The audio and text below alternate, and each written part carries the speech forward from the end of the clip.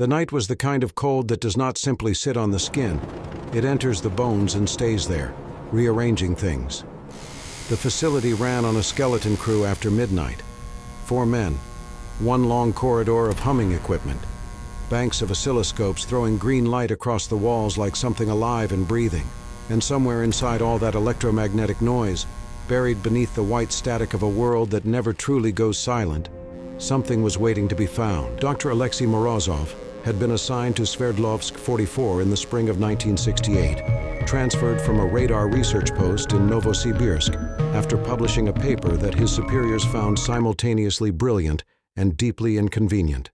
He had theorized that certain low-frequency radio bands the military considered dead space, useless, abandoned, were in fact carrying structured information that existing Soviet equipment was too blunt to decode.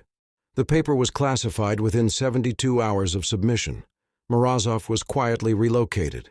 His oscilloscopes were newer here. His freedom was considerably less so. For 4 years he had listened. Every night the same frequencies, the same white noise, the same nothing that slowly, methodically, began to feel like something. He had started keeping a log in October of 1970, a private notebook, not an official record, cataloging anomalies, micro-variations in signal decay, patterns in the static that repeated on cycles. It was Senior Signals Officer Dmitry Volkov who first heard it clearly. Not with equipment, with his ears. He had been rewinding a reel of overnight recordings when the tape snagged, slowing playback to half speed.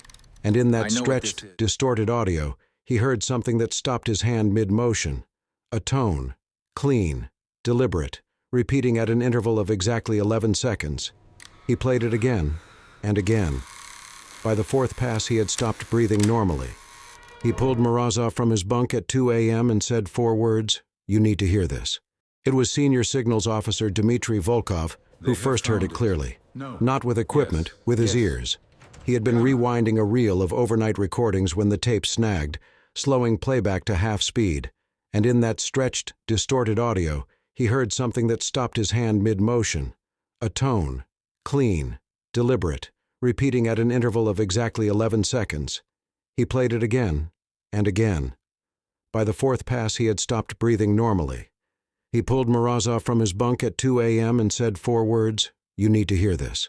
The young technician, a 24-year-old named Pavel Sitnikov, fresh from Leningrad State University with a degree in electromagnetic theory and a habit of sleeping with his notebook pressed to his chest, like armor, was the one who noticed the second anomaly. The signal was not simply a tone. Embedded within it, at a modulation depth so shallow it fell below the sensitivity threshold of standard military receivers, was a secondary layer, a pattern. Not Morse, not any encoding system in the Soviet cryptographic library. Something else. Something that, when Sitnikov ran it through a frequency analyzer, it looked like a face. Not metaphorically, not as a loose interpretation of a complex waveform.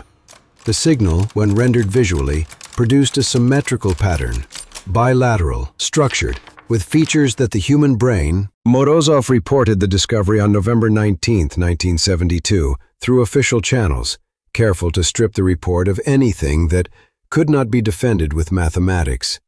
He requested, above all, time. Moscow responded in 17 days.